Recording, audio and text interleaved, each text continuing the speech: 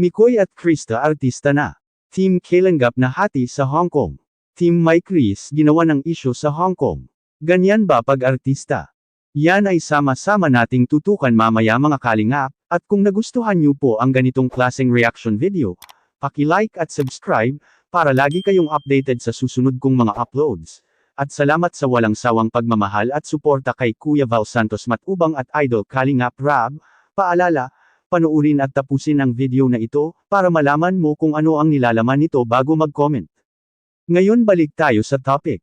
Ayan idol, yan ang title na nasa thumbnail natin, at yan mismo ang tanong ng marami ngayon.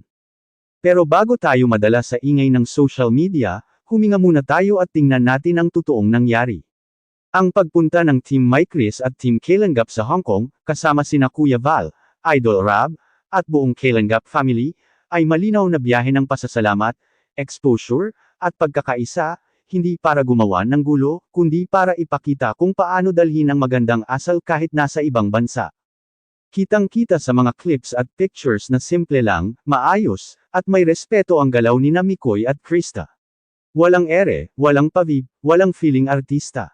Kung may napatingin man, natural lang yan, dahil dala nila ang magandang energy, hindi dahil mayabang sila.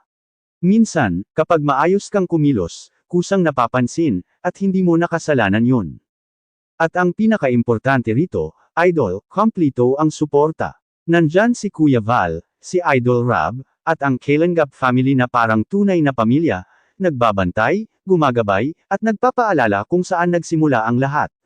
Hindi ito solo trip, hindi ito pasikat, ito ay biyahe ng grupo, ng layunin, at ng malasakit. Kung may nagsasabing, ginawa ng issue, tanong ko lang, saan banda? Dahil ang nakikita ng marami ay ngiti, disiplina, at pasasalamat. Kung yan ang sinasabi nilang, ganyan pag-artista, edi mas lalo nating ipagmalaki, dahil bihira ang ganitong asal ngayon. Positive lang tayo dito idol. Walang binabangga, walang sinisiraan. Ang bida dito ay respeto, pamilya, at tamang pagdadala ng pangalan ng Team Mike Chris at Team Kalenggap kahit nasa Hong Kong na. Sa segment na ito, mas lalong lumabas kung bakit ibang klase ang Team Mike Chris, lalo na sina Mikoy at Krista. Habang nasa Hong Kong sila, ramdam mo na hindi lang basta gala ang ganap, may disiplina, may limitasyon, at may respeto sa bawat kilos. Kung may mga eksenang kinilig ang netizens, natural lang yun, dahil organic ang samahan, hindi pilit, hindi scripted. Makikita mo kung paano mag-alalay si Mikoy, simple lang, tahimik, pero may malasakit. Si Krista naman, consistent sa pagiging mahinahon, grounded, at marunong lumugar. Walang pa-under, walang pa-impress. At yan ang dahilan kung bakit mas lalong minahal ng supporters, dahil totoo, hindi plastic. Kasama nila ang Team Kalenggap, at ramdam na ramdam ang pagbabantay at paggabay ng mga nakatatanda, lalo na nina Kuya Val at Idol Rab. Hindi ito biyahe na pinabayaan lang ang mga bata, bagkus, ito ay biyahe na may gabay ng pamilya. Kaya kung may nagsasabing, hinayaan, o, samobra, malinaw na hindi nila nakita ang buong kwento. Kung may napansin ang mga tao sa Hong Kong, hindi dahil sikat sila, kundi dahil maayos silang kumilos. May respeto sa paligid, hindi maingay, hindi bastos. At sa totoo lang idol, sa panahon ngayon, bihira na ang ganitong klaseng kabataan sa social media spotlight. Kaya kung may kilig man, kilig na malinis. Kung may chemistry man, chemistry na may hangganan. At kung may suporta man, malinaw na malinaw, buong Team Kalenggap ang nasa likod nila, hindi lang bilang managers o mentors, kundi bilang pamilya. Habang nag-e-enjoy ang Team Mike Chris at Team Kalenggap sa Hong Kong, hindi na rin maiwasan na may mga lumabas na issue at bulong-bulungan online. Pero dito malinaw ang isang bagay idol, hindi lahat ng maingay ay totoo. Minsan, kapag may umaangat, may talagang naghahanap ng mali kahit wala naman. Ang tanong ng iba, bakit parang artista na? Simple lang ang sagot, hindi sila nag-aartista, maayos lang silang kumilos. Hindi kasalanan ang magdala ng sarili ng may dignidad, lalo na kung dala mo ang pangalan ng Team Mike Chris at Team Kalenggap sa ibang bansa. Ang mas nakikita natin, hindi pagyayabang, kundi pag-iingat sa bawat kilos at salita. Kung may nagsasabing, ginawa ng issue sa Hong Kong, mas malinaw ang ebidensya sa kabilang panig, walang gulo, walang eskandalo, walang reklamo. Sa halip, ang umiikot ay ngiti, respeto, at pasasalamat. Ang problema lang, mas mabilis kumalat ang haka-haka kaysa sa katotohanan. At dito papasok ang mahalagang papel ng Kuya Val, Idol Rob, at ng buong Kalinga family. Sila ang nagsisilbing balanse at gabay, para siguraduhin na kahit may spotlight, nasa tamang direksyon pa rin ang mga bata. Hindi hinahayaan na lumaki ang ulo, hindi hinahayaan na mawala ang pinanggalingan. Sa huli, idol, malinaw ang mensahe. Hindi lahat ng napapansin ay may masamang intensyon. Minsan, napapansin ka lang talaga dahil may dala kang magandang asal at totoong puso. At yan ang hindi kayang sirain ng kahit anong issue.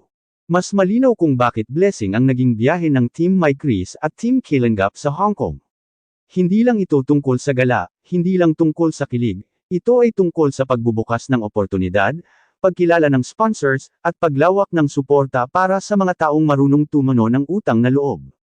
Kung napansin ng ilan na may mga regalo, tulong, at biyayang natanggap, hindi ito biglaang swerte. Ito ay bunga ng maayos na asal, disiplina, at tamang pagpapalaki. Ang sponsors ay hindi basta nagbibigay, pinipili nila kung sino ang karapat-dapat, at malinaw na nakita nila iyon kina Mikoy at Krista, pati na rin sa buong Team Kalinga. At sa mga bashers o nagdududa, simple lang ang mensahe. Hindi kailangang man-ire para umangat. Habang ang iba ay abala sa isyu, ang Team Mike Chris at Team Kalinga ay tahimik na gumagawa ng tama, may gabay ng mga nakatatanda, at may malinaw na direksyon sa buhay. Sa pangunguna nina Kuya Val at Idol Rob, at sa suporta ng Kalinga family, napapatunayan na posible palang maging kilala ng hindi nawawala ang pagpapakumbaba. Posible palang mapansin ng hindi nag-iingay. At posible palang sumikat ng may respeto sa sarili at sa kapwa.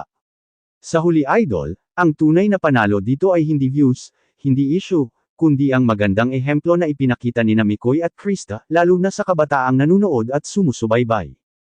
At kung ito ang sinasabi nilang, ganyan ba pag-artista? Masarap sagutin ng ngiti, oo, kung ang pagiging artista ay may puso, may disiplina, at may malasakit. Sa pinakahuling segment na ito, mahalagang balikan kung ano talaga ang diwa ng pagpunta ng Team Mike Chris at Team Kalinga sa Hong Kong. Hindi ito patunayan kung sino ang mas sikat, hindi rin para ipagyabang kung ano ang meron, kundi para ipakita na kahit nasaan ka man dalhin ng pagkakataon, hindi mo dapat iwan ang pinanggalingan mo. Makikita rito kung gaano ka-solid ang support ng mga tunay na fans at supporters. Tahimik pero consistent. Hindi palaban, hindi pala away, kundi palaging nakaalalay at nakaabang para magbigay ng positibong mensahe kina Mikoy, Krista, at sa buong Kalinga family. Ito yung klase ng suporta na hindi kailangan ng ingay para maramdaman.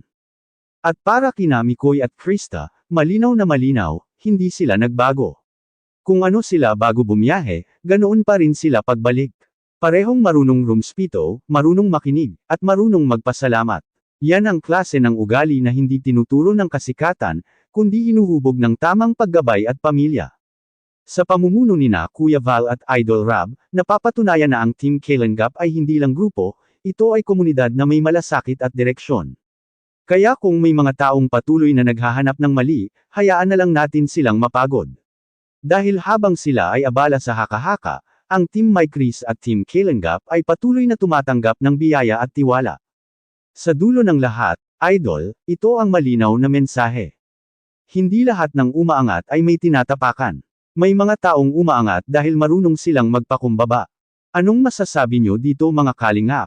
Ito ay isang reaction video lamang, kaya pwede po kayong mag-comment sa ating comment section.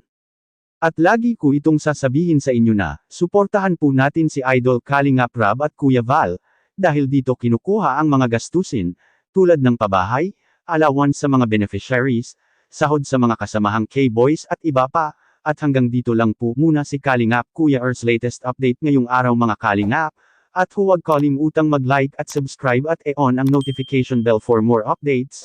Maraming salamat po mabuhay tayong lahat, to God be all the glory.